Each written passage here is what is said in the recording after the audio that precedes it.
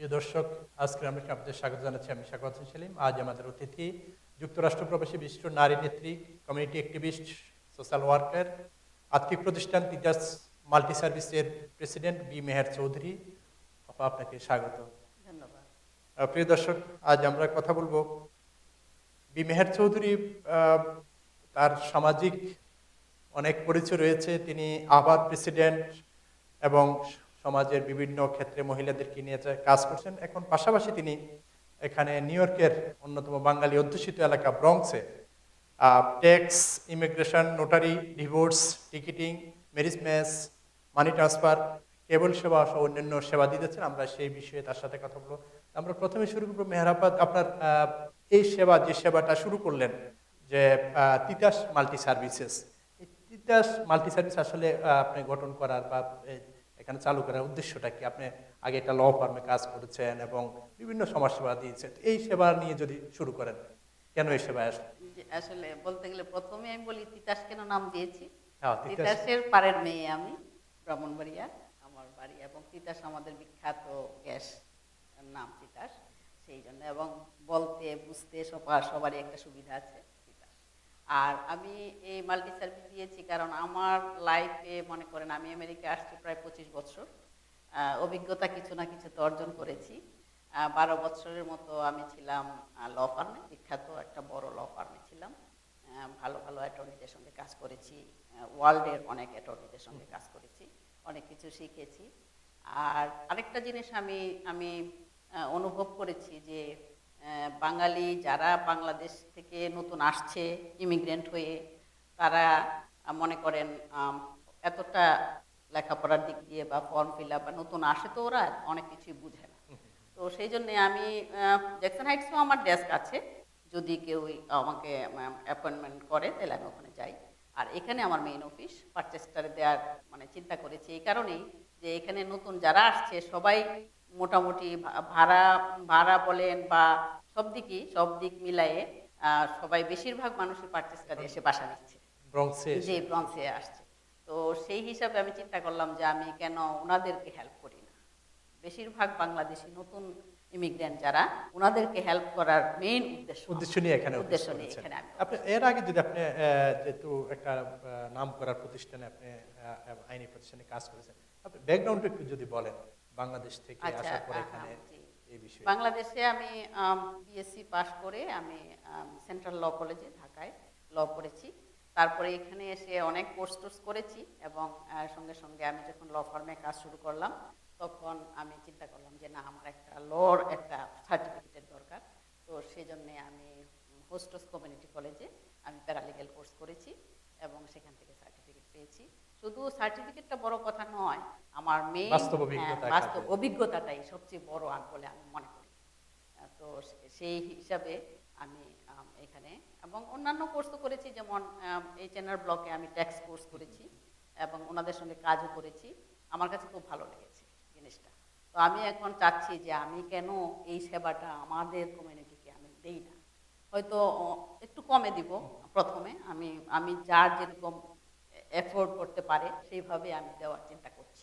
দীর্ঘ ল প্রতিষ্ঠানের অভিজ্ঞতা থেকে এখন আপনি কি ধরনের সেবা দেওয়ার, কোন বিষয়টাকে সামনে নিয়ে কাজটা করবেন বেশি? আসলে সবগুলি ইমিগ্রেশন, আমার যতটুকু অভিজ্ঞতা আছে সব ফর্ম ফিল আপ করা, হাজব্যান্ড ওয়াইফের জন্য বা ভাই বোনের জন্য বা প্যারেন্টের জন্য যারাই অ্যাপ্লাই করতে চায়, মনে করেন অন্যদের থেকে আমি তুলনামূলক কম নেওয়ারই চিন্তা করছি। আর কমিউনিটির সেবাটাকে প্রাধান্য দেওয়া, সেবাটাই আমার প্রধান উদ্দেশ্য আসলে। আর আমি তো এমনিতে জানেন যে আমার আভা নিয়ে আমি মহিলাদেরকে হেল্প করার চিন্তা করি সবসময়। অনেক সময় হয়ে ওঠে না, অনেক বেশি ইচ্ছা থাকা সত্ত্বেও ততটা আমি পেরে উঠি না। তো আমার তৃপ্তি হয় না। তো এদিক দিয়ে একটু রাস্তায় একটু এগুচ্ছি, দেখি মানে কিরকম সেবা দিতে পারি সব দিক দিয়ে। ইমিগ্রেশন বিষয়টা তো অনেক বিশাল, তারপর যদি ইমিগ্রেশন সম্পর্কে বলেন, ইমিগ্রেশন আসলে কি কি এখন বর্তমান অবস্থাটা কি? ইমিগ্রেশন সম্বন্ধে আসলে বড় বড় অ্যাটর্নিরা আরো বেশি ভালো বলতে পারবে হয়তোবা। তো আমি যতটুকু জানি যে ইমিগ্রেশন এখন তো আমরা আশা করছি হিলারি যদি আসে, সেটা আমাদের শেষ আশা। ওবামা যদিও মানে অনেক চেষ্টা করেছে, আমরা জানি, সবাই জানি, মানে ওবামার অসমাপ্ত কাজ সমাপ্ত করার জন্য আর আমি আমি আসলে খুব ভালো ফিল করি হিলারির কথা যখন চিন্তা করি যে সে তো আমাদের মতো একজন মহিলা। তো মহিলারা মানে সমান সমান হোক, ইকুয়ালিটি, মানে ওইটা যুক্তরাষ্ট্রের আমরা ইতিহাসে চাই। যদি উনি জি, প্রেসিডেন্ট হন, হ্যাঁ, তাহলে যুক্তরাষ্ট্রের ইতিহাসে প্রথম প্রেসিডেন্ট হবেন জি, একজন নারী জি, প্রেসিডেন্ট। প্রথম প্রেসিডেন্ট হবেন এবং সেটা বড় কথা নয়। আমার মনে হয় যে এখন যে অবস্থায় আছে একমাত্র হিলারি হওয়ার উপযুক্ত বলে আমি মনে করি। এবং বাঙালি কমিউনিটির মধ্যে বোধহয় সবচেয়ে জনপ্রিয়। জনপ্রিয় হিলারি ক্লিন্টন। তো আশা করছি যে সে আসলে আমাদের অন্তত আমাদের দিকে একটু তাকাবে, যার শুধু আমরা না, ওয়ার্ল্ডের যত দেশের মানুষ আছে এরকম আনডকুমেন্টেড, ওদেরকে হয়তো কিছুটা হেল্প করার চেষ্টা করবে। সে সে প্রতিশ্রুতিও দিচ্ছে। তো দেখা যাক, আল্লাহ ভরসা। ইমিগ্রেশনের যে বিষয়গুলো ধরেন হিলারি প্রেসিডেন্ট হলে পরে বেশি সুবিধা পাবে, সেই বিষয়টা কোন বিষয়টাকে আপনি বেশি মানে সামনে নিয়ে আসবেন? বেশি আসলে আমি ওইটাই, মানে আমার খুব খারাপ লাগে যখন অনেক অনেক ভাইয়েরা আমাদের মনে করেন 20 বছর, 25 বছর, 30 বছর ওনাদের দেশে যেতে পারছে না। ওয়াইফ বাচ্চা কাচ্চা বড় হয়ে গেছে, যা রোজগার করে সব টাকা দেশে পাঠিয়ে দেয় এবং ওনাদের লাইফ বলতে কোনো লাইফ এখানে অবশিষ্ট থাকে বলে আমার মনে হয় না। আমি খুব খারাপ ফিল করি ওনাদের জন্য। সেরকম লাখ লাখ, অনেক লাখ মানুষ আমাদের এরকম মানে আটকে আছে। তো সেই জিনিসটাই আমি সবচেয়ে বেশি বড় করে দেখার চিন্তা করছি। অন্যগুলি বাদ, অন্যগুলি থাকুক, কিন্তু এইটা হলো আমাদের ফার্স্ট ইস্যু। এটা যদি আমাদের হিলারি যদি সেটা সেই ব্যাপারে একটু আমাদেরকে, আপনি যদি প্রেসিডেন্ট হন হ্যাঁ, তাহলে এই প্রেসিডেন্ট হন, সুযোগ দেওয়া তাহলে সেই সুযোগটা আসার সম্ভাবনাটা একটু বেশি বলে আমি মনে করছি। এখন ইমিগ্রেশন একটা বিশাল বিষয়, অনেক রকম শাখা প্রশাখা, অনেক জি, কাজ সেখানে জি, রয়েছে। জি। তো এখন আপনি যে সেবাটা আপনার নতুন অফিস থেকে শুরু করবেন, সেখানে কি কি সেবা দিবেন এবং কিভাবে সেই কমিটির লোকজন কিভাবে আপনার থেকে সেবাটা নেবে, কারা এই সেবাটা পাবে? এই যে বললাম, যাদের যে কোনো ধরনের ইমিগ্রেশনের যদি হেল্প লাগে, মনে করেন একটা লেটার আসলো ইমিগ্রেশন থেকে, ওনারা বুঝে না, সত্যি কথা যেটা, অনেক ধরনের ওইখানে আপনার ল্যাঙ্গুয়েজ থাকে। তো ওনারা যদি আমাদের কাছে আসে তাহলে আমরা অন্তত ওনাদেরকে আমরা অ্যাডভাইস করতে পারবো এবং এটার জন্য কি করতে হবে, হয়তো একটা এফিডেভিট চাচ্ছে অথবা একটা লেটার চাচ্ছে, ওইটা আমরা আমরা তৈরি করে ওনাদেরকে কম পয়সায় হেল্প করতে পারবো বলে আমি মনে করছি। আর কি ধরেন আনডকুমেন্টেড যারা আছে বা নতুন যারা এখানে জি আসছে, তাদের জন্য তাদের কি জন্য সেবা? মনে করেন অ্যাসাইলাম সবাই তো অ্যাপ্লাই করছে, পেন্ডিং একটা কেস থাকতে হয় এবং মোটামুটি এখন কিন্তু 3 মাস 6 মাসের ভিতরে ওরা কিন্তু ওয়ার্ক পারমিট এবং সোশ্যাল সিকিউরিটি নাম্বার পেয়ে যাচ্ছে। তো এটাও কিন্তু কম নয়। হ্যাঁ, এটার জন্য যে ফর্ম ফিল আপ করতে হয় এবং একটা স্টোরি, ওনাদের নিজস্ব সত্যকারের যে স্টোরি সেগুলো রেডি করে দিতে হয়। হ্যাঁ, তো সেরকম ভাবে আমরা মোটামুটি ইনশাল্লাহ, আমি মনে করি আমি যদি মানে এটাও শুরু করি, এটাও আমি ইনশাল্লাহ পারবো। মানে আর এছাড়াও অ্যাটর্নি আছে আমার পিছনে, আমি দরকার হলে ওনাদের সাহায্য নেব। মানে যতটুকু আপনার পক্ষে করা সম্ভব সম্ভব, ততটুকু করবেন, আর বাকিটা যতদূর জি আমি রেফার, জি আমি রেফার করে আমি attorney অন্যদেরকে, কোনো- জি অন্য অ্যাটর্নিদেরকে আমি পাঠাবো ওনাদেরকে, যে ওনাদের কাছে আপনারা যেতে পারেন বাকিটার জন্য। এখন যে বাঙালি অনেক রয়েছেন আনডকুমেন্টেড, যারা ধরেন এখনো যাদের কেস দিনে হয়ে গেছে অথবা যারা বিভিন্নভাবে অ্যাপ্লাই করতে পারেনি বা এই ধরনের এদের কি পরামর্শ দিবেন? আপনার তো দীর্ঘ যারা- অভিজ্ঞতা রয়েছে। জি আমি মনে করি যে সবাই অন্তত একটা কেসের ভিতরে থাকুক, পেন্ডিং থাকুক ওনাদের কেসটা, একদম গা হাত পা ছেড়ে দিয়ে যেন না থাকে। কারণ বলা তো যায় না কখন কোন আইন হবে। হ্যাঁ, ডিপোর্টেশনের একটা ব্যাপার আছে। তো যদি একটা কেস পেন্ডিং থাকে, আমি যতটুকু বুঝি আমার অভিজ্ঞতা থেকে, যে একটা কেস পেন্ডিং থাকলে তখন ওরা সেটা আর করতে পারবে না। তখন সেই সেই পথ দিয়ে প্রসেস করা যায়, এগোনো যায়। অন্তত মোটামুটি ও বলতে পারবে যে আমার কেস পেন্ডিং আছে, এই আমার পরিচয়, হ্যাঁ এই আমার একটা লিগ্যাল রাইট হয়ে যায়। অন্তত একটা রাইট হ্যাঁ। ওদের থাকে। সেটা আমি বলবো যে সবাই যেন অন্তত ওইভাবে না থেকে কোনো না কোনো অ্যাটর্নির কাছে গিয়ে এটা যেন অন্তত একটা কেস করে একটা পেন্ডিং অবস্থায় রাখে। তবে বলা যায় না, অনেকেই পাচ্ছে অ্যাজাইলামে, অনেকে মানে গ্রান্ট করছে। আর যাদের বিশেষ করে এখানে ছেলে মেয়ে হচ্ছে সিটিজেন, ওদের বেলায় তো প্রায়োরিটি প্রথম। হ্যাঁ, ওদের বেলায় অনেক সময় মনে করেন অফিসারের উপরে নির্ভর করে, ভালো বুড়ে থাকলে ভালো, অনেকে খারাপ ভালো তো সব জায়গায় আছে, অনেক সময় বাচ্চাদের চেহারা দেখেও অনেক সময় ওরা গ্রান্ট করে দিয়ে দেয়। হ্যাঁ, তো সেই ভাগ্যের উপরে জি জি সেই সেই ইয়েটা আমরা নিব না কেন? সেই অপরচুনিটি আমাদের নেওয়া উচিত। এবং সবাই যেন অন্তত একটা একটা প্রসেসের ভিতরে থাকে। আর যারা ধরেন এখানে সিটিজেন যারা রয়েছেন, তাদের আত্মীয় স্বজনকে, মা বাবা ভাই বোনকে আনার বিষয়ে, বা স্ত্রী স্বামী স্বামী স্ত্রীকে আনার বিষয়ে, এই বিষয়গুলো এখন কি অবস্থা, এখন আইনের কি অবস্থায়? না, এটা এটা ভালো, তবে একটু দেরি হয় আর কি। তবে হাজবেন্ড স্পাউস যাকে বলে, হাজবেন্ড বা ওয়াইফ, এবং 21 বছরের নিচে বাচ্চা, ছেলে মেয়ে, ওদেরকে আপনার খুব ফার্স্ট, ওইটা কোনো প্রায়োরিটিতে পড়ে না, ওইটা ফার্স্ট প্রায়োরিটি। মানে ওদেরকে যে কোনো সময় ভিসা, ওয়েটিং ভিসা থাকতে হবে না, হ্যাঁ, ভিসার জন্য। ওদের অ্যাপ্লাই করার পরেই সব কাগজপত্র ঠিক মতো হইলে পরেই ওদেরকে ডাকে তাড়াতাড়ি হয়ে এবং ভিসা দেয়। কি বছরের মধ্যে? না, 1 বছর লাগে না। আরো কম? আমি কয়েকজনের আমি জানি, আমি নিজে করেছি 5 মাসে, 5 মাসে বা 6 মাসে চলে আসছে। কারণ অনেকেই জানে না যে কোনটার সঙ্গে কোনটা দিতে হয়। তো একটা জিনিস যদি, একটা লেটার যদি পিছিয়ে পড়ে, সেটার জন্য আপনার 1 মাস রিকোয়ারমেন্ট থাকতে পারে, এটা হ্যাঁ, তার 1 মাস সময় চলে যায়। ওরা আপনাকে জানাবে, আপনি রেডি করবেন, তারপরে পাঠাবেন। তো সেটা যদি আমাদের জানা থাকে, যারা জানে তারা মনে করেন একসাথেই দিয়ে দেয়। অ্যাপ্লাই করার সময় হ্যাঁ, সব কিছু দিয়ে হ্যাঁ, দিয়ে তাড়াতাড়ি কাজটা হ্যাঁ, কাজটা হয়ে যায়। ওরাও খুশি হয়, ওদেরও হ্যাসেল হয় না, ওরাও মানে আবার মন CD খারাপ issue করা, করে ই না। করা। হ্যাঁ, হ্যাঁ, মনে করে যে না, ভালো তো, এটা তো একটা একটা প্রফেশনাল ভাবে আসছে, তো প্রফেশনাল ভাবে ওরা খুব তাড়াতাড়ি করে। আর ভাই বোনদের আনার যে সময়, ভাই বোনদের আনার ব্যাপারে হ্যাঁ, একটু সময়টা একটু বেশি লাগছে, কারণ ওয়েটিং কত বছর আনুমানিক? 10 থেকে 12 বছর। 12 বছরের জন্য।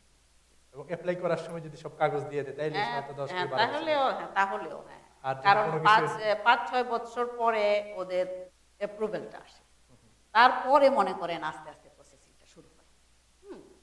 সময় লাগে, জি, এটা একটু বেশি। সময় লাগবে। আর ট্যাক্সের বিষয় যদি বলেন, ট্যাক্সের আপনারা তো ট্যাক্স সেবা দিচ্ছেন, ট্যাক্সের বিষয়টা, প্রয়োজনীয়তাটা আসলে কতটুকু? যাদের ইনকাম কম অথবা যাদের ইনকাম নাই তাদের ট্যাক্স করা, বা যারা ডকুমেন্ট নাই, আনডকুমেন্টেড, কাদের কাদের ট্যাক্স? আমার মনে হয় ট্যাক্স ফাইল করা সবার জন্য, সবার জন্য। সবার জন্য দরকার। কারণ আপনি যখন হঠাৎ করে মনে করেন একটা আইন আসলো, হ্যাঁ, যে তুমি তুমি যদি 10 বছর ট্যাক্স দিয়ে থাকো বা 5 বছর ট্যাক্স দিয়ে থাকো, এরকম একটা আইন আসলো, তুমি অ্যাপ্লাই করো। তখন আপনি যারা যদি না করে undocumented থাকেন, তাদের, তাহলে আপনি কিন্তু সেটা থেকে বঞ্চিত হবেন। বঞ্চিত হয়ে যাবে। হ্যাঁ, এবং প্লাস ওদেরও, সরকারেরও একটা নজর থাকে যে সে আমার দেশে এত বছর ধরে ট্যাক্স দিয়ে যাচ্ছে, হ্যাঁ, সেটার একটা অবশ্যই একটা ওইরকম একটা দয়ার একটা পাতিয়াও হইতে পারে। কারণ তবে ট্যাক্স দেওয়া সবার জন্যই ট্যাক্স ফাইল, মানে ডকুমেন্টেড আনডকুমেন্টেড সবাই দেওয়াই। ট্যাক্স ফাইল করা উচিত যদি সে কাজ করে। আর যেমন যে যারা ধরুন বয়স্ক যারা আসে, যারা কাজ করে না, তাদের কি ট্যাক্স ফাইল করার প্রয়োজনীয়তা আছে? যারা বয়স্ক, তারা তো যদি কাজ না করে তাহলে কিভাবে করবে? তারা তারা তো তখন তখন তো তারা ডিপেন্ডেন্ট, মনে করেন ছেলের উপরে ডিপেন্ডেন্ট বা মেয়ের উপরে ডিপেন্ডেন্ট বা অন্য কারোর উপরে ডিপেন্ডেন্ট হয়ে তখন ট্যাক্সটা ফাইল হয়ে যায় ওদের, কারণ ওরা ডিপেন্ডেন্ট দেখাচ্ছে। এই কারণে তার মানে তাদের সরকারের খাতায় ওদের নাম আছে। সরাসরি তাদের আর করার দরকার না, হয় না, ডিপেন্ডেন্ট হইলে পরে। হ্যাঁ, ট্যাক্স এবং ইমিগ্রেশনের দুইটার মধ্যে সম্পর্কটা কি কতটুকু? মানে যারা ইমিগ্রেশনে বিভিন্নভাবে অ্যাপ্লাই করবে, বিভিন্ন প্রসেসে যাবে, ট্যাক্সের সাথে সেটা রিলেশন আছে তো অবশ্যই। কারণ ইমিগ্রেশন দেখে আপনার যখন সাপোর্টের ব্যাপারে যখন আসে, সাপোর্টের ব্যাপারটা যখন আসে, যখন মনে করেন হাজব্যান্ড ওয়াইফের জন্য অ্যাপ্লাই করলো, বা ভাই বোনের জন্য বা প্যারেন্টের জন্য যদি অ্যাপ্লাই করে, তখন ইমিগ্রেশনে দেখবে যে তার ইনকামটা কি।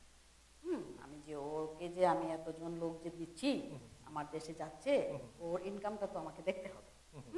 তখন ওরা সাপোর্ট চায় তখন। তবে এখনো ভালো এটা যে আপনি যেমন আপনি অ্যাপ্লাই করেছেন, আপনার শুধু আপনার সাপোর্ট দেওয়ার উচিত ছিল, কিন্তু আপনি পাচ্ছেন না, আপনার রিকোয়ারমেন্টে মিট করছে না, তখন আপনি আমারটা নিতে পারেন কো স্পন্সর হিসাবে, জয়েন্ট স্পন্সর হিসাবে আপনি আরেকজনটা দিতে পারছেন। সেটাও কিন্তু একটা ভালো একটা একটা জিনিস যে আমরা সেটা দিতে পারছি। সুতরাং কেউ কিন্তু আটকাচ্ছে না ট্যাক্সের ব্যাপারে। তো এরা যে স্পন্সরের যে বিষয়টা থাকে, কতটুকু পর্যন্ত একজন লোক কয়টা স্পন্সর দিতে পারে? এটার আপনার ইনকামের উপর লিস্ট আছে, এটার লিস্ট আছে, মানে কয়জনের জন্য কত টাকা, বছরে কয়জন দেন, কয়জনকে সেই স্পন্সর করতে করতে পারে পারে বিষয়, সেটাও কি তার ইনকামের সাথে জড়িত। যত বেশি ইনকাম থাকে। আর দেশ থেকে কেউ কি স্পন্সর দিতে পারে কিনা?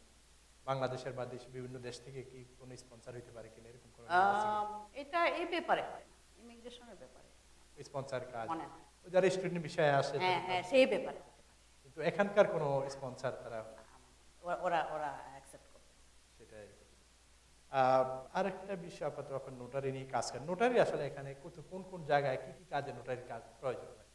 নোটারি তো অবশ্যই দরকার, কারণ আপনি একটা যে লেটার লিখে দিলেন, হ্যাঁ, এখন এটা নোটারি মানে হলো মানে এটা হলো গভর্নমেন্ট অফিসিয়াল সত্যায়ন হিসাবে করা। গণ্য। ওরা হলো গভর্নমেন্ট অফিসিয়াল একজন। তো সে যদি কোনো জিনিস বলে যে সত্যায়ন যেটা বলেন অ্যাটাস্টেড, ওইটা যদি বলে যে না আমি ওকে দেখেছি সে এটা করেছে, সে এইটা ট্রু, তাইলে ওরা অ্যাকসেপ্ট করবে, কারণ একজন অফিসিয়াল গভর্নমেন্ট অফিসিয়াল সে বলছে। যে নোটারি হ্যাঁ, পাবলিক। যে নোটারি সে পরীক্ষা পাশ করে সে নোটারি পাবলিক হয়েছে। ওই নোটারি সাধারণত কি কি কাগজপত্রে নোটারি, ডকুমেন্টে নোটারি সবকিছু আপনি যে কোনো ধরনের প্রপার্টি বলেন, আপনি লেটার বলেন, এফিডেভিট বলেন, সবকিছুতেই এটা এটা সরকারি একটা একটা প্রসেস। বলা থাকে যে নোটারি করে দিতে হবে এরকম, হ্যাঁ হ্যাঁ যে কাগজগুলো নোটারি প্রয়োজন নোটারি না করলে ওরা কিছু অ্যাকসেপ্ট কিছু করবে না। এরকম বিষয় থাকে, বলাই থাকে যে নোটারি করে দিতে হবে হ্যাঁ। সেই বিষয় এবং যারা অ্যাটর্নি বা লয়ার ওরা জানে, সেই বিষয়। সুতরাং ওরা পাঠাবে নোটারি ছাড়া। সেটা আরেকটা বিষয় আপনি কাজ করেন, খুব সেনসিটিভ বিষয়, সেটা হলো যে ডিভোর্স নিয়ে কাজ করেন। এটা আসলে একটা জি, আসলে সামাজিক sensitive। ব্যাধির মতো অনেকটা, আপনি জি, যেহেতু জি। নারী নেত্রী হিসাবে সামাজিকভাবে বাঙালি কমিটির সাথে খুব ওতপ্রোতভাবে জড়িত, জি, জি। সে আসলে এখন অবস্থাটা কি, আমাকে এখানকার যে দাম্পত্য জীবনটা কেমন চলছে, প্র্যাকটিক্যাল আসলে ধারণা থেকে ডিভোর্স যদি বলেন। কথাটা আসলে আসলে খুব দুঃখজনক প্রথম অবস্থায়। কেউই সেটা সুন্দরভাবে নিতে পারে না এবং নেওয়া উচিতও না। কিন্তু কোনো কোনো সময় আমাদের দুঃখজনক হইলেও সত্য, একবার সর্বশেষ হ্যাঁ সত্য যে ডিভোর্সটা হয়ে থাকে। হওয়ার প্রয়োজনীয়তা মানুষের বোধ করে, যখনই প্রয়োজনীয়তা বোধ করে তখনই ওরা শরণাপন্ন হয় লয়ার বা অ্যাটর্নির। কিন্তু অনেকে গোপনীয়ভাবে এতটা করতে চায় না, ডিসক্লোজ করতে চায় না। তো যাই হোক, এটা যখন একদম না হইলেই নয় তখন, তবে আমি বিশেষ করে যদি কেউ আসে ডিভোর্সের জন্য, আমি তাদের একটা কাউন্সেলিং।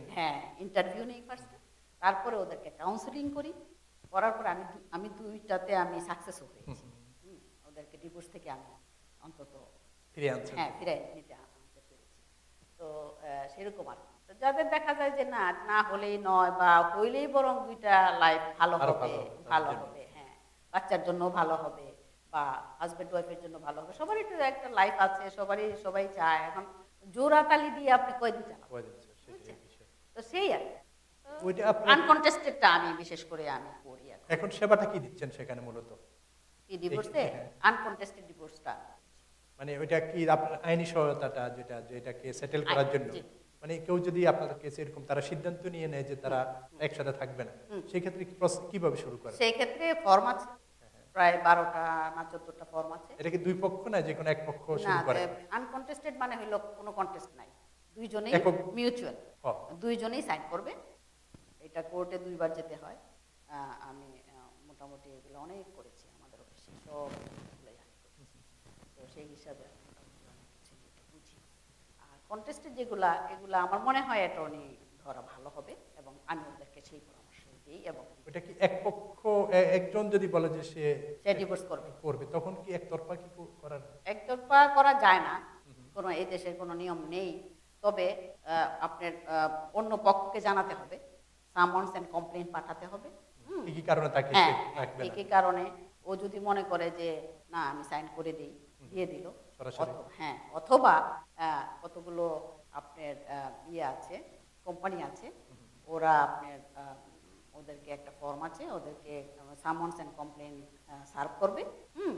সার্ভ করাটাই সবচেয়ে মানে আইন, জানানো যে তোমার ওয়াইফ তোমাকে ডিভোর্স দিচ্ছে, এই হলো সামন্স এন্ড কমপ্লেইন।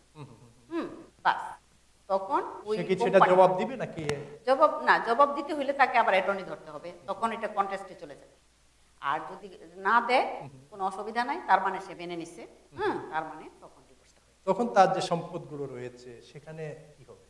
সম্পদগুলোর যদি থাকে তাহলে তো সে আনসার করবে, কারণ কমপ্লেইনে লেখা থাকবে সবকিছু। কিন্তু যদি না আনসার না করতে সম্পদের মালিক হবে না সে কি চায় না। মনে করেন হাজবেন্ড ওয়াইফ দিচ্ছে ডিভোর্স, হাজবেন্ড হাজবেন্ডকে জানানো হলো। এখন যদি আপনার প্রপার্টি থাকে তখন সেটা অটোমেটিক এটা আসলে কন্টেস্টে চলে যায়, কারণ প্রপার্টিটা তো ভাগ করতে হবে। ভাগ করতে হইলে দুই অ্যাটর্নি, দুইজনের দুই অ্যাটর্নি ওইটা কোর্টে যাবে কেস, এবং ওরা উপস্থিত থাকবে, সেই হিসাবে এই দেশের আইন মতো এটা ভাগ হবে। কিন্তু এখন যদি কোনো আনসার না করে সেই ক্ষেত্রে কি হবে? সেই ক্ষেত্রে কিছু হবে না। সেই কিন্তু ক্ষেত্রে এখন প্রপার্টি তখন কি হবে?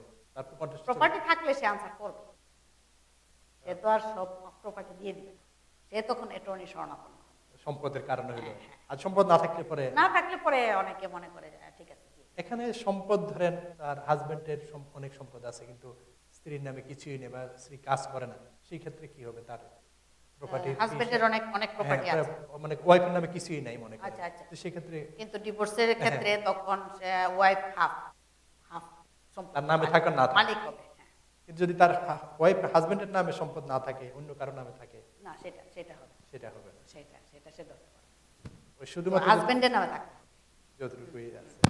আচ্ছা, তবে হাফ পাবে। আর যদি ওয়াইফের নামে কিছু থাকে সেটা তো পাবেই, সেটা তো ওর আছেই। ওইটা হাজবেন্ড পাবে না, না, হাজবেন্ডের এটা থেকে আরো হাফ নিয়ে নেবে। যত অ্যাসেট আছে তার যা যা আছে সেটা সেভাবে এটা কোর্টে ডিসিশন দিয়ে দিবে। হ্যাঁ, কিন্তু কোর্টে decision। আর ছেলে মেয়ের ক্ষেত্রে যাদের মনে করেন প্রাপ্ত অপ্রাপ্ত বয়স ছেলে মেয়েরা থাকে, জি জি, তো সেখানে ছেলে মেয়েরা কার সাথে থাকবে? ছেলে মেয়েরা কার সাথে থাকবে সেটাও কোর্টে ডিসাইড করে। সাধারণত নিয়ম কি? ধরেন সাধারণত কম বয়সী নিয়ম যারা মার অপ্রাপ্ত সঙ্গে, বয়স্ক যারা, হ্যাঁ হ্যাঁ, 21 বছর পর্যন্ত মার সঙ্গেই থাকার নিয়ম। কিন্তু বাবা যদি চায় আর মা যদি না চায় তখন বাবা নিতে পারে। হ্যাঁ, তখন কোর্টে সেটা ডিসাইড করে।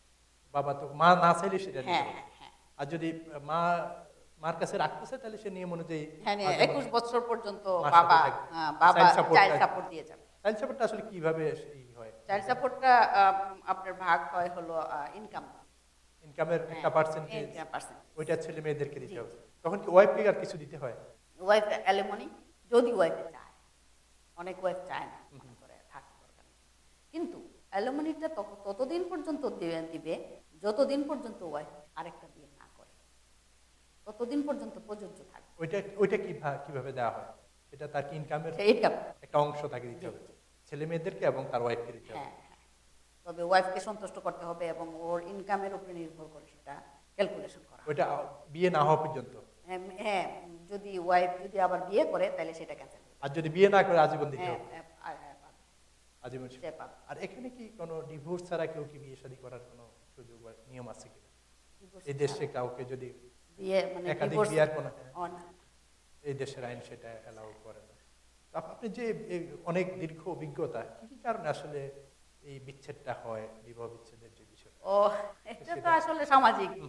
মানে কোন কোন কারণগুলো আপনি দেখছেন? আপনি তো অনেক ব্যক্তিগত চেষ্টা করেছেন, অভিজ্ঞতা থেকে কাউন্সেলিং করেছেন, এই বিষয়গুলো আসলে এটা অফিসের ব্যাপার না, এটা আমার ওই যে অর্গানাইজেশনে যে আমি আছি, হ্যাঁ, ওই মহিলাদের নিয়ে কাজ করি সেখানেও কাজ করেন। এবং অনেক মহিলাদের কমপ্লেন শুনি এবং কাউন্সেলিং করি। অনেক মহিলারা আমাকে কল দেয় যে আপা আপনাকে কল দিয়েছি, আপনি আমার কথা কাউকে বলবেন না, আমি এরকম আমার তো বাবা মা বিয়ে দিয়ে দিয়েছে কিন্তু আমার হাজবেন্ড পছন্দ হচ্ছে না।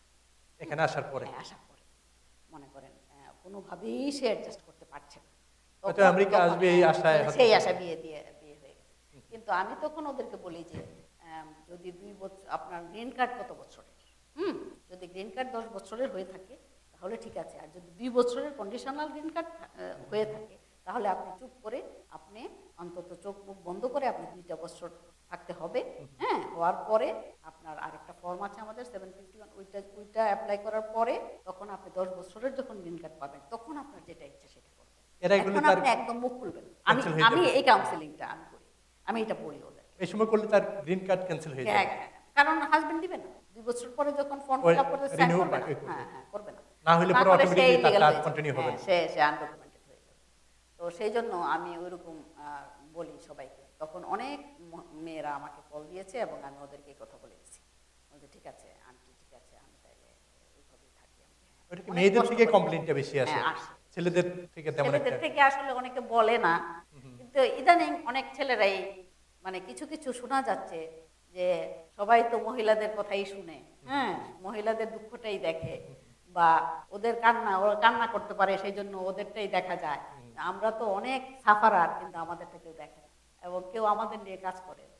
হ্যাঁ, তখন আমরা বলি যে না, অবশ্যই করবো, কেন করবো না। আপনাদেরও যদি সেই ধরনের কোনো সমস্যা হয় তাহলে আমাদের কাছে আসেন বা অ্যাটর্নির কাছে যান, আপনাদের অবশ্যই আর সবাই সবাই করবে সেটা। ওইটা তবে যে অনেকে চায় না। তাই না, সে আরেকটা বিষয়টা যে বললেন যে এটা অসম বিবাহের কারণে বেশি ঘটনাটা এরকম, অসম বিবাহের কারণে এইখানে আমাদের এখানে বেশ কিছু হচ্ছে। মানে যখন সে দেশ থেকে বিয়ে করে আনে হয়তো অনেক তথ্য গোপন করে বা জি, এরকম অনেক বিষয়। সময় এটা হয়, আবার সেটাও হয়, আবার অনেকটা এটাও হয় মেয়েরা যে একদম মানে একদম তুলসী পাতা ধোয়া তুলসী পাতা তাও আমি বলবো না। অনেক মেয়েরাই আছে মনে করেন আমেরিকায় এসে ওরা অন্যরকম একটু হয়ে যায়, মানে অন্যরকম একটা পরিবেশে এসে মানে নিজেকে হয়তো তাল ঠিক রাখতে পারে না। হ্যাঁ, সেই জন্য হাজবেন্ডকে দাম দিতে চায় না, রেসপেক্টটা মানে কম করে। তো আমাদের বাংলাদেশি, বিশেষ করে আমাদের বাংলাদেশি ভাইয়েরা, পুরুষরা বলেন, ওরা কিন্তু আমরা কিন্তু যা দেখে আসছি আমাদের পুরুষদেরকে, আমরা কিন্তু অনেকটা বস হিসাবে পুরুষরা থাকতে চাই। হুম, এবং মনে করে যে বউ হইলো আমার নিজের এখানে বসে থাকো, হ্যাঁ, মানে আমার পকেটে। হ্যাঁ, কিন্তু অনেক মেয়েরা সেটা মানতে চায়। হুম, যে না, কেন তুমিও এত টাকা ইনকাম করছো, আমিও এত টাকা ইনকাম করছি, তা আমি কেন তোমার এত অর্ডার শুনতে যাবো, বা আমি কেন ওইভাবে চলবো। তো তখনই আপনার দ্বন্দ্বের সৃষ্টি হয়। আর কি কারণ পাইছেন যে এখানে আসলে যে আমার আমার এগুলোই মনে হয়েছে আর কি। আর এগুলোই আসলে মোটামুটি এগুলোই ঘুরে ফিরে আসে। আপনি অনেক ছেলেরা আমি দেখলাম যে অনেক ছেলেরা, অনেক পুরুষরা মোটামুটি ডিভোর্স দিয়েছে। ছেলেদের পক্ষ থেকে বেশি হয় না মেয়েদের পক্ষ থেকে বেশি হয়? ডিভোর্সটা মেয়েরাই বেশি চায় আসলে, অনেক সময় ছেলেরা কমই চায়, না পারছে একদম, তখন তো করতেই হয়।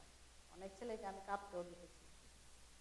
কিন্তু আহ, দুঃখের বিষয় হইলেও সত্য, এরকম হয়ে যায়। তখন অনেক ছেলেরা আর বিয়ে করতে চায় না, তারা যে এরকম দুঃখ পেয়েছি, এরকম আবার আরেকজনকে বিয়ে করতে যাব, আবার যদি এমন হয়, সেম ভাবে মেয়েদের বেলায় মেয়েরাও আর বিয়ে করতে চায় না, মনে করে ভয় পায়। হ্যাঁ, মনে করে যে আবার যদি এমন হয় তাহলে আমার কি থাকবে, থাক আমি একা আছি। এরকম অনেক ছেলে অনেক মেয়ে। তাদের কি হয় যখন এরকম ডিভোর্স হয়ে যায় ছেলে মেয়েদের, এবং তাদের যে পরবর্তী জীবনটা কেমন হয়? ডিভোর্স হয়ে গেলে ওই যে স্বাধীন, একা একা স্বাধীন জীবন। হয়তো মনের ভিতরে একটা দুঃখ পুষে রাখে, কিছু করার নেই। আর মোটামুটি চলছে, দিন তো যাচ্ছে, কাজ করছে, দিন যাচ্ছে, রাত আসছে। এর মধ্যে কি এখানে কি নারী নির্যাতনের কোনো বিষয় থাকে কি? নারী নির্যাতনের বিষয় তো অবশ্যই আছে আমাদের বাংলাদেশের, বিশেষ করে পুরুষরা কিন্তু, বললাম না আপনাকে, সেরকম কোনো কিছু পছন্দ না করলেই তখনই সে হিট করতে যাবে। হ্যাঁ, কিন্তু তখনই মেয়েরা মানতে চাইবে, এবং এই দেশের আইন সেটা গ্রাহ্য করে। সুতরাং এখন অবশ্য ইদানিং আমাদের মনে করেন হাজবেন্ডরা অনেক সতর্ক হয়ে গেছে এই ব্যাপারে।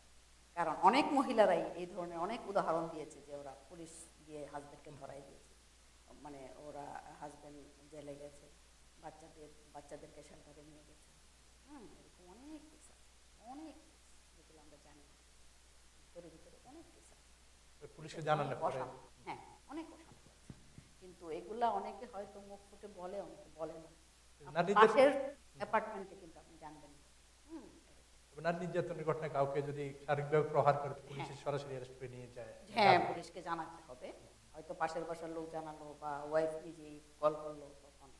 তবে এখন অনেকটা কমে আসছে বলে আমার মনে হচ্ছে বাঙালি কমিউনিটি। Domestic violence. আরেকটা কাজ আপনি করছেন যে ম্যারেজ ম্যাচ, যেটা বিবাহ বিচ্ছেদেরটা যেমন ইয়ে করছেন, আবার করানোর বিষয়ে কাজ করছেন, সেটার কি অবস্থা?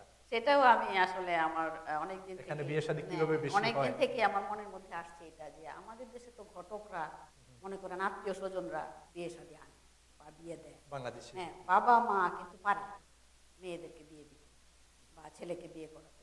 আত্মীয় স্বজনরা হয়তো খালা, ফুফু, মামা, ওরা বলে যে হ্যাঁ, একটা ছেলে আছে, একটা মেয়ে আছে, হ্যাঁ, তো সেইভাবে হয়। কিন্তু এখানে কে করে? এখানে তো কেউ নেই, একমাত্র ইন্টারনেট বা ছেলে মেয়েরা নিজেরা যদি পছন্দ করে কাউকে, হ্যাঁ, সেইভাবে অনেক দুর্ঘটনাও ঘটে। হ্যাঁ, সেই জন্যে তো আমি মনে করছি যে আমি যদি এরকম একটা খুলি, অবশ্যই ইন্ডিয়াতে আছে, এটা ইন্ডিয়ান ইয়েতে আছে, shadi.com, কিন্তু আমাদের বাঙালি কমিউনিটিতে কম। তো সেই জন্য আমি চেষ্টা করছি যে আমি যদি, মানুষ আর কয়দিন বাঁচে, তো যদি একটু উপকার হয়, কারো যদি একটু উপকার করতে পারি, মন্দ কি। হ্যাঁ, এটা কিভাবে শুরু করছেন আপনি? যে এটা আমি বায়োডাটা সংগ্রহ করি এবং 2 কপি ছবি দিয়ে তারপর মনে করেন যে আমি ম্যাচ করার চেষ্টা করি, কোন ছেলের সঙ্গে কোন মেয়েটার ম্যাচ হবে, আন্দাজে দিলে তো হবে না। তো সেই জন্যে আমার প্রায় 15টার মতো বায়োডাটা জমা হয়েছে। আমি 50টার মতো হয়ে গেলে আমি হয়তো বা আমি ওয়েবসাইট খুলবো, তখন আমি চেষ্টা করব। আর আমি আপনাদের মিলেনিয়াম টিভির মানে বদৌলতে আমি সবাইকে জানাতে চাই সেটা, যে যাদের ঘরে বড় ছেলে বা মেয়ে আছে, যদি তারা চায় তারা যেন আমার কাছে বায়োডাটা জমা দেয়, তাহলে আমি অবশ্যই আমি মানে 100% আমি চেষ্টা করব যে আমি যেন ম্যাচ করে দিতে পারি। সেই ক্ষেত্রে আপনার প্রতিষ্ঠান কি সার্ভিস Benefit? চার্জ বা কি ও আচ্ছা, সার্ভিস চার্জ কিছু না, $20, $20 এরকম একটা $20 জাস্ট একটা নিয়ে জি আমি কম্পিউটারে আমি সব রেখে দিই, এবং আমার অবসর সময় আমার নলেজে থাকে কোন বায়োডাটাটা আজকে আসছে এবং তার জন্য কেমন মেয়ে দরকার বা কেমন ছেলে দরকার। তো আমার সাথে যাদের পরিচয় আছে, যাদের সঙ্গে দেখা হচ্ছে, ওদেরকেও বলি যে এই আজকে এমন একটা বায়োডাটা আসছে, তোমাদের যদি এরকম কোনো মেয়ে থাকে তাহলে, অথবা ছেলে থাকে তাহলে যোগাযোগ করতে পারো, ছেলের এই বায়োডাটাটা আমার খুব পছন্দ হয়েছে, এরকম। তো এইভাবে করতে থাকি, দেখা যাক আল্লাহ কি করে। এখানে আসলে বিয়ে শাদীটা বেশিরভাগ কিভাবে হচ্ছে, আপনি তো সামাজিক কাজ করেন? এখানে বিয়ে শাদী এখন আমি যা মনে করছি, আসলে ছেলে মেয়ে যখন অ্যাডাল্ট হয়, যখন ওরা ব্যাচেলার করে ফেলে, ব্যাচেলার করার আগে অবশ্য কোনো প্যারেন্টও চায় না এবং ছেলে মেয়েরাও চায় না, হ্যাঁ, একটা বিয়েতে জড়াতে। তো এখন আমি মনে করি একটা ছেলে বা একটা মেয়ে যখন ব্যাচেলার করে ফেলে, তখন ওর নিজেদের বুদ্ধি হয়, ওরা নিজেরা এমন কোনো কাজ করবে না যেটা ওর জীবনের জন্য মানে হ্যাঁ ক্ষতিকর। হ্যাঁ, তো তখন আমি মনে করি যে ওরা নিজেরাও যদি নিজেদের মতো করে, এখন তো অনেক আপনার ফেসবুক আছে, টুইটার আছে, অনেক কিছু আছে, বন্ধু বান্ধব আছে, কলেজে ইউনিভার্সিটিতে ফ্রি, হ্যাঁ, আমাদের সেই আগের দিন তো আর এখন নাই। সুতরাং আমার মনে হয় ওরা নিজের পার্টনার নিজে খুঁজে নেয় আরো ভালো বলে আমি মনে করি। সেই ক্ষেত্রে ধরেন বাংলাদেশি বা অন্য দেশি এই বিষয়টা অন্য দেশি বাংলাদেশি হইতে হবে, আমি এটা আমি মনে করি না। তবে রিলিজিয়নটাকে আপনি একটুখানি আপনি তো রেসপেক্ট করতেই হবে।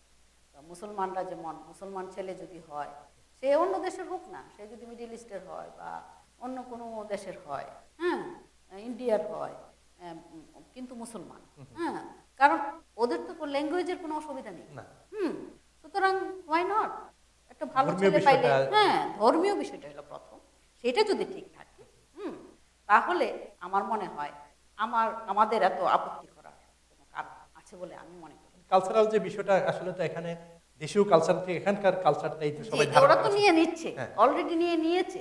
সুতরাং আমরা যতই পুশ করি না কেন, আমাদের কথা তো ছেলেমেয়েরা শুনবে না। আর আমরা ধরে রাখতে কয়দিন পারবো? একটা অনুষ্ঠানে আপনি কয়দিন আপনি ছেলে মেয়েকে নিয়ে যেতে পারবেন? হ্যাঁ, অনেকে হয়তো পারে, কিন্তু কষ্ট হয়। হ্যাঁ, তবে ও যখন বুঝে, ও যখন নিজের মন থেকে যাবে, মন বলবে, ওর ইচ্ছা হবে যে না আমি বাঙালি কালচারটা ধরে রাখবো, তখন সে ধরে রাখবে। আপনার কথায় আমার কথায় ওরা ধরে রাখবে।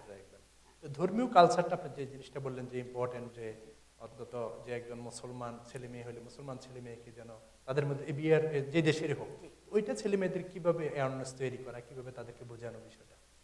এটা একমাত্র ফ্যামিলি, বাবা মা বা আত্মীয় স্বজন যারা আছে, বুঝাইতে হবে, এই জিনিসটা বুঝাইতে হবে। কারণ আমাদের এখানে যে ছেলেমেয়েরা বড় হচ্ছে তারা কিন্তু ততটা রিলিজিয়াস হয় না, হ্যাঁ, কিন্তু তাদেরকে বুঝাতে হবে যে তো অন্তত রিলিজিয়নটা ঠিক রাখো।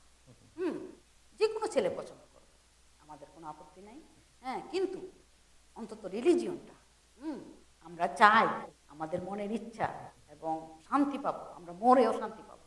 তোমরা রিলিজিয়নটা নষ্ট করো না। নিজের রিলিজিয়নের একটা ছেলেকে বা মেয়েকে পছন্দ করো, আমরা নিজেরা পয়সা খরচ করে বা যেভাবেই হোক আমরা শান্তি মতো তোমাদের বিয়ে দিই। আমি মনে করি সেটা ভালো, আমার জন্যও ভালো, বাচ্চার জন্যও ভালো। কারণ আমি জলে পুড়ে মরবো, দরকার নাই, জলে পুড়ে মরার তো কোনো দরকার নাই, কারণ ওর জীবন ওর। হ্যাঁ, আমার অ্যাডভাইস যেটা দেয়া, আমার কর্তব্য যেটা বলে মনে করি আমি, সেটা হলো আমাদের রিলিজিয়নটার কথাটা যেন ওদেরকে ভালো মতো বুঝিয়ে দিই যে এটা যদি তুমি সেটা না করো তাহলে আমি খুব দুঃখ পাবো। সেইটা ইম্পর্টেন্ট আরেকটা বিষয় যে বাংলাদেশের কালচারের কথা বললেন, ধর্মীয় বিষয়টা বললেন, এখানে ছেলে মেয়েরা যে আপনার তো দীর্ঘদিনের অভিজ্ঞতা রয়েছে, ছেলেমেয়েরা যখন বিয়ে শাদী করে তখন আসলে মা বাবার সাথে বা এখানে বাংলাদেশে যেরকম জয়েন্ট ফ্যামিলি ব্যবস্থা রয়েছে, যৌথ ফ্যামিলি, এখানে কি অবস্থা? সেটা কি থাকে বিয়ের পরে কতটুকু? সেটা থাকে, থাকে মানে কি, সেটা আসলে খুব একটা যে ইম্পর্টেন্ট তেমন বলে আমি মনে করি না। যেমন যদি আমাদের মতো বা যারা মানে ওয়ার্কিং ওমেন বা ওয়ার্কিং প্যারেন্ট, হ্যাঁ, যারা এখানে কাজ করছে, পয়সা আর্ন করছে, তাদের জন্য তো এমন কোনো ইম্পর্টেন্ট না ছেলেকে ধরে রাখা। হুম, আমার মনে হয় একটু দূরে থাকলেও আর ফিলিংসটা একটু বাড়ে। হ্যাঁ, যে আমার বাবা মা ওখানে কি খাচ্ছে না খাচ্ছে, আবার বাবা মারও যে আমার ছেলেটা জানে কি খাচ্ছে, মেয়েটা কি খাচ্ছে জানি না, দেখে আসে।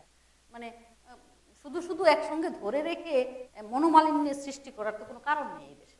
হ্যাঁ, ছেলেও কাজ করছে, ছেলের বউ কাজ করছে, আপনি কাজ করছেন, আপনারা কাজ করছেন, সুতরাং একদম যে জয়েন্ট ফ্যামিলি থাকতেই হবে এবং একটা বাসারও একটা প্রশ্ন আছে। হ্যাঁ, আপনার রুম দিতে হবে, হ্যাঁ, বাচ্চা হবে, নাতি নাতনার হবে, মানে এত আমি মনে করি না আর যে একদম যে মানে একদম ধরে রাখতেই হবে। হুম, ওদের ফিলিংসটা গ্রো করাটা আমাদের ইম্পর্টেন্ট। সেটা তো অনেকে আমার প্রত্যাশা করে যে যখন মা বাবা একটু বয়স হবে, একটু বৃদ্ধা হবে, সেই সময় ছেলে মেয়েদের একটু কাছাকাছি থাকার কাছাকাছি থাকা সবাই আশা করে, সবাই অনেক কিছুই আশা করে, কিন্তু ভবিষ্যতে সেটা হবে না বলে আমি মনে করি। এখানে। হ্যাঁ, এখানে হবে না। কারণ কোনো ছেলে মেয়ে আপনি সময় পাবে না যে আপনার সেবা করার। তখন ওরা চিন্তা করবে অল্টারনেট কোথায় দেওয়া যায়, নার্সিংহোম। হুম, নার্সিংহোমে দিয়ে দাও মাকে, অথবা নার্স বাসায় নিয়ে আসে। হুম, মার জন্য একজনের জায়গায় দুইজন নার্স ঠিক করে দিবে পয়সা থাকে। কিন্তু ওই যে ছেলে মেয়ে সান্নিধ্য পাওয়া, সেই দিন চলে গেছে ভাই, সেই দিন আর আছে বলে আমি মনে করি।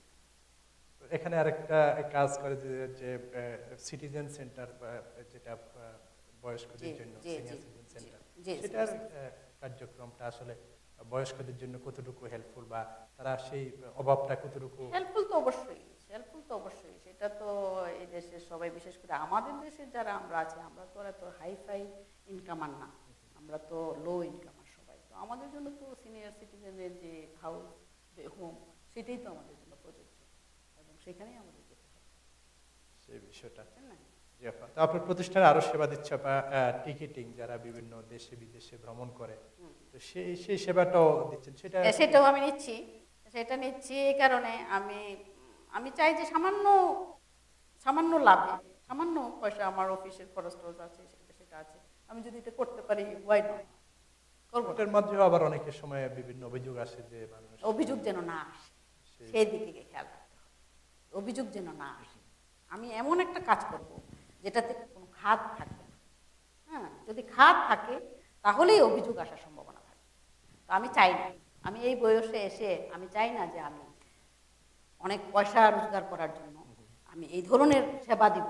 হ্যাঁ, খাদপূর্ণ আমি চাই না। সম্পূর্ণ স্বচ্ছ অবস্থা, হ্যাঁ, স্বচ্ছ স্বচ্ছতার সাথে। অবস্থায় যে দুই পয়সা আসলে আসুক, সেটাই আমি। আর মানি ট্রান্সফারের সেবাও আপনি প্রতিষ্ঠান থেকে দিচ্ছে? হ্যাঁ জি, মানি ট্রান্সফারটা আমার আসলে ওই যে ব্যাংক এশিয়ার যে চেয়ারম্যান, উনি হলো র্যাঙ্কসের মালিক। উনি আবার আমাদের পরিচিত বাংলাদেশে। আমি বাংলাদেশে যাওয়ার পরে উনি আমাকে খুব আপ্যায়ন করেছে এবং সব ম্যানেজারটা খুব বড় মাপের মানুষ এবং বড় কোম্পানির একজন চেয়ারম্যান। তো আমি আসলে এটা মানে ছাড়তে চাচ্ছি না। হ্যাঁ, এই অপরচুনিটি আমি ছাড়তে চাচ্ছি না। সেই জন্য আমি শুধু ব্যাংক এশিয়াতেই মানে টাকা পাঠাবো। আমি ওনার সেবাটা রাখতে চাচ্ছি। উনি আমাকে এতটুকু আমাকে ইমপ্রেস করেছে যে আমি আমি ওনারটা আমি ছাড়তে চাচ্ছি না বা ছাড়তে পারছি না অনেক থেকে। অন্য অন্য মানি ট্রান্সফার থেকে এটা কি একই রকম নাকি? একই রকম, আরো কমও হইতে পারে। এটা এত ইয়ে না, আরো কমই আসলে ক্লাসিক থেকে ইয়ে থেকে অনেক কম। মানে অত বেশি রেট হবে না আপনার? মোটামুটি আর কি। যে রেট এবং যে আর কমিশন। আর উনি এত কোম্পানির এত বড় একজন মালিক, এত পয়সার মানে উনি ওনার ওই সামান্য পয়সার জন্য উনি ওইরকম মানুষ না। উনি জাস্ট একটার পর একটা মানে ওনার ব্রাঞ্চ। হ্যাঁ, ওইরকম আর কি। ওনার যে 7 তলা র্যাঙ্কস বিল্ডিংয়ে আমি গিয়েছি, এক এক ফ্লোরে দুই ফ্লোর করে এক একটা কোম্পানি। যেমন মনে করেন রেস্টুরেন্ট, উপরে সবার উপরে রেস্টুরেন্ট যেখানে আমাদেরকে নিয়ে গেল, তারপরে আপনার র্যাঙ্কস, তারপরে আপনার মানি, তারপরে আপনার ব্যাংক এশিয়া, মানে সব মিলাইয়ে ওনার বিরাট মানে সেটা আর কি উনি চালাচ্ছে। তো তিতাস মাল্টি সার্ভিসের আর কি কি সেবা আছে আপনার এছাড়া যেগুলো বললেন? তিতাস মাল্টি সার্ভিসের আসলে আমি চাই, আমি যেহেতু এটা নতুন বাংলাদেশিদের অধ্যুষিত এলাকা পারচেস্টার, নতুন মানুষরা আসছে, ওদেরকে কিভাবে সেবা দেওয়া যায়, যেমন মেডিকেট যদি কারো না থাকে আমি সেটা করে দিচ্ছি, এখনও করে দিচ্ছি, এবং সিটি আইডি অনেকে বানাতে চায়, তো আমি করে দিই সেটা। আর হলো মনে করেন কেবল সেবা বলতে পারেন, তো এখান থেকে মনে করেন অনেকেই জ্যাকসন হাইট যেতে হয় একটা বক্স আনার জন্য, তো আমি যদি আমার অফিসে রাখি মন্দ কি? ওই সেবাটাও দিলেন জি, এখান জি। থেকে। তো আমার এখান থেকে নিয়ে আমারও 2 পয়সা আসলো, ওরাও সময়টাও বাঁচলো, ওদেরও মানে একটু উপকার হয়, সেই আর কি। সেই ধরনের আমি দিতে চাচ্ছি সেবাটা। তো দীর্ঘদিন কমিউনিটি নিয়ে কাজ করার পর কমিউনিটির আসলে কি মূল সমস্যা কি কি দেখেছেন, যে কি সমস্যায় বেশি ভোগ করে তারা? এখন এগুলো তো বাঙালি বললে অনেক কথাই বলতে হয়। আসলে আমরা আসলে বাঙালি জাতি যেরকম আমরা আমরা বাংলাদেশের মানুষরা যেরকম, আসলে আমরা অল্পতেই আমরা আসলে টলারেন্সটা আমাদের কম। হ্যাঁ, আমরা টলারেট করতে পারি না। আপনি 2 পয়সা বেশি বানাচ্ছেন, হ্যাঁ, আমার চোখে পড়ে যাবে। হ্যাঁ, আমি আমারটা নিয়ে সন্তুষ্ট থাকি না। হুম, ও ভালো কাজ করছে, হ্যাঁ, কেন ও আমার উপরে যাবে কেন? আমার নিচে থাকবে। হ্যাঁ, সেইটা আমাদের একটা, আসলে আমি জানি না আমাদের রক্তের মধ্যে তো সেরকম। তো সেই নিয়ে আমাদের দলাদলি বলেন, কম্পিটিশন বলেন, হ্যাঁ, যা বলেন, মেইন স্ট্রিম বলেন, সব কিছুতেই আমি এইটাই দেখছি। মানুষের মানে মাথাটা ঠান্ডা রাখাটা অনেক কষ্ট, আত্মতৃপ্তিটা কম। আত্মতৃপ্তি কম, টলারেন্সটা কম। হ্যাঁ, মানে সবাই সবাইকে যে একদম বুকে ধরে জড়িয়ে থাকা, যে ভাই ঠিক আছে তুমি ভালো করতেছো, মানে ওরে ওরে আর একটু শুভেচ্ছা দেয়া, হ্যাঁ, মুখে মুখে বলবে কিন্তু ভিতরে আসলে সেরকম এখনো হয় না। আমি বলবো যতদিন পর্যন্ত আমরা সেই জায়গায় না পৌঁছতে পারবো, ততদিন পর্যন্ত আমরা আরো উপরে উঠতে পারবো না। এখানে আপনি নারীদেরকে নিয়ে কাজ করতে গিয়ে নারীদের কি কি সমস্যাগুলো বেশি দেখেন? নারীদের সমস্যা আসলে আমি এখানে যতটুকুন দেখেছি তার চেয়ে বেশি আমি বাংলাদেশে, হ্যাঁ, বাংলাদেশে প্রতি বছর আমি দেশে গিয়ে আমি কমপক্ষে 100 জন মহিলাকে হেল্প করার চেষ্টা করি। আপনার আবাদ হ্যাঁ, আবার থেকে। আর এখানে মনে করুন ওই যে বললাম, যে যে ধরনের সেবা চায় আমার কাছে আমি দেওয়ার চেষ্টা করি। এবং নতুন যারা আসে যদি চাকরি চায়, তো অনেক ডাঙ্কিন ডোনাটের মালিক এখন বাঙালি, ম্যানেজার বাঙালি, অনেক আপনার যে গ্রোসারি, তারপর ছোট ছোট রেস্টুরেন্ট, তো আমি ওদেরকে রিকোয়েস্ট করি, যে অমুক আসছে, ও অনেক অসুবিধায় আছে, একটু বেগিং করি যে একটু চাকরিটা দেন, একটু উপকার হবে মেয়ের জন্য। তো ওইরকমভাবে একটু করি আর কি, করার চেষ্টা করি। আর বাংলাদেশ থেকে বিশেষ করে যে নারীরা যারা আসে জি। তাদের প্রতি আপনার কি পরামর্শ থাকবে, যে তারা এখানে আসার আগে কি ধরনের প্রস্তুতি নিয়ে আসবে, এবং হ্যাঁ, হ্যাঁ। ছেলে মেয়েদেরকে বাংলাদেশে বিয়ে দেওয়ার আগে আমেরিকান পাত্রপাত্রী বা বিদেশি পাত্রপাত্রীদের কাছে বিয়ে দেওয়ার আগে কি বিষয়টা দেখা দরকার বলে মনে করেন? আচ্ছা, একটা হলো আপনার যে আপনি প্রথমে বললেন যেটা, যে এখানে আসার আগে যে এখানে আসার আগে প্রস্তুতি।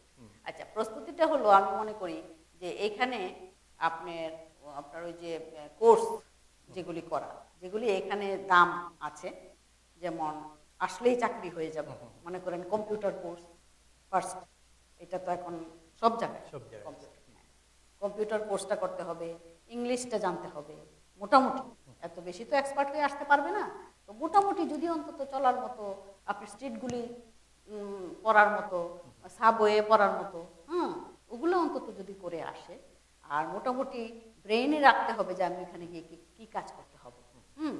কাজের কোনো ক্লাসিফিকেশন এখানে নেই, যে কাজই হোক না কেন আমাদের পয়সা রুজি করতে হবে, আমাদের যারা আসে এরকমই। তো সেরকম একটা মেন্টালিটি প্রস্তুত করে নিয়ে আসতে হবে।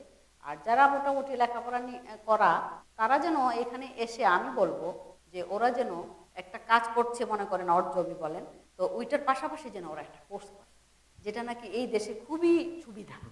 আপনি রাত্রে 9টার সময় শুরু হয়, 10টা 11টার সময় শেষ, 2 ঘন্টা ক্লাস, এও সপ্তাহে 2 দিন। হ্যাঁ, তো এটা কেন করবো?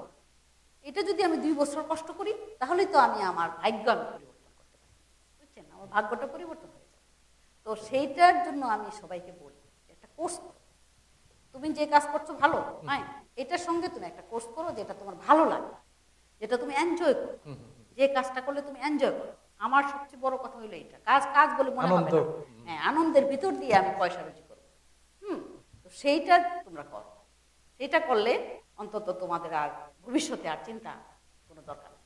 সেটা হচ্ছে। আরেকটা ওই যে বলছিলাম যে বিয়ে ভাঙ্গা গড়া দুইটাই আপনি কাজ করছেন, জি। তো সেই ক্ষেত্রে কি পরামর্শ থাকবে আপনার, যারা দেশ থেকে সাধারণত এই যে বললেন, আপনি কয়েকটা ঘটনার কথা বললেন যে অসম বিয়ের যে বিষয়টা, জি, জি। তো ছেলে এখানে থাকে হয়তো দেশে গিয়ে একটা ভালো একটা শিক্ষিত মেয়েকে বিয়ে তবে করবে। এখন এখন ভাই এখন আসলে মানুষ জেনে ফেলে। আগে ছিল আগে ছিল আগে ছিল যে রেস্টুরেন্টে কিচেনে কাজ করে, ওইখানে গিয়ে স্যুট বুট পরে বললো যে আমি অফিসে কাজ করি। কিন্তু এখন কিন্তু সেটা করতে পারে না। এখন ইন্টারনেটের যুগ, এখন সব কিছু মানুষ জেনে ফেলে। বরং আমাদের থেকে বাংলাদেশের মেয়েরা বেশি জ্ঞান রাখে আমেরিকা সম্বন্ধে, বুঝছেন? আমার এটা বাস্তব অভিজ্ঞতা। তো ওরা সব কিছু জানে, ওদেরকে গিয়ে জিজ্ঞেস করে আমার থেকে ভালো উত্তর দিয়ে দিবে। সুতরাং এখন ফাঁকি দেওয়াটা একটু কষ্ট। যদি এক হ্যাঁ, সময় ছিল। এক সময় ছিল। তো এখনো আছে, গ্রামে গঞ্জে আছে, নাই যে তা না। তো গ্রামে গঞ্জে আছে, কিন্তু যারা একটু শিক্ষিত তারা যেন আরেকটু ভালো মতো দেখে, তাদের পাসপোর্টটা যেন দেখে সে আসলেই সিটিজেন কিনা, হ্যাঁ, সে বউকে কতদিনের মধ্যে আনতে পারবে, আদৌ আনতে পারবে কিনা, এই ধরনের কোনো ফ্রড যেন করতে পারে, হ্যাঁ, ওইটা দেখতে হবে। আর কি কাজ করে সেটা বড় কথা নয়, কিন্তু কিন্তু মেয়েটার মনটাকে, যে মেয়েটা আসবে সেই মেয়েটার মনটাকে প্রস্তুত করে দিতে হবে যে আমেরিকাতে কাজের কোনো ক্লাসিফিকেশন নেই। হ্যাঁ, সবাই যারা গাড়ি চালায় তারা তো অনেক পয়সা অনেক রোজগার পয়সা করে। income। তারা আমাদের দেশের ডাক্তার, ইঞ্জিনিয়ার। তো এভাবে ওদেরকে উদাহরণ দিয়ে দিয়ে বুঝানো উচিত বলে আমি মনে করি। আমার কাছে যে কয়েকটা কল আসছে, সে ওই মেয়েটার হাজব্যান্ড গাড়ি চালায়, ওইটা সে কোনোভাবেই মেনে নিতে পারছে না। বাংলাদেশে থাকা অবস্থা সে জানতো না না, বিষয়টা। জানতো না। পয়সা আনতেছে অনেকেই, বলছে আমাকে এই কথা যে পয়সা আছে, কিন্তু আমি তো কোনোভাবেই মেনে নিতে পারছি না যে আমার হাজবেন্ড গাড়ি চালায়।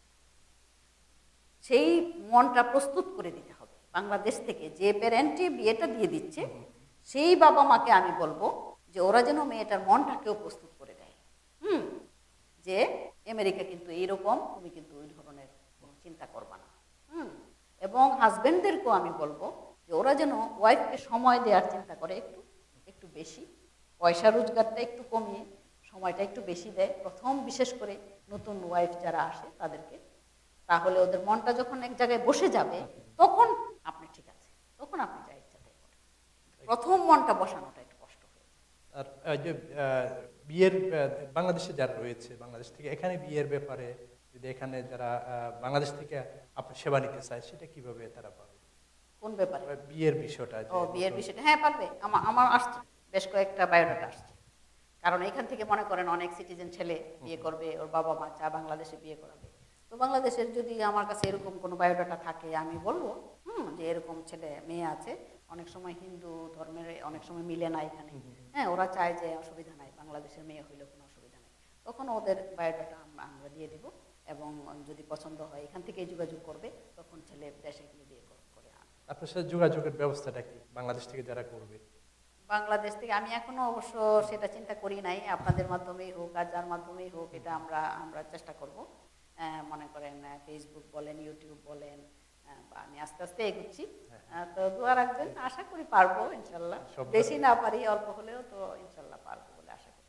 আপা, আপনাকে অনেক ধন্যবাদ আমাদেরকে সময় দেওয়ার জন্য। ধন্যবাদ, আপনাকেও ধন্যবাদ, এবং মিলেনিয়াম টিভিকে অনেক অনেক অনেক ধন্যবাদ, নূর ভাইকে এবং ভাবিকে, আর মিলেনিয়াম টিভির পিছনে যারা কাজ করছে ওদেরকেও আমার অশেষ ধন্যবাদ জানাচ্ছি, শুভেচ্ছা জানাচ্ছি। এবং যারা অনেক কষ্ট করে, অনেক সময় নষ্ট করে আমার এই বকবকানি শুনেছেন, অনেক কথা বলেছি, আপনাদেরকে অনেক অনেক ধন্যবাদ এবং শুভেচ্ছা জানাচ্ছি।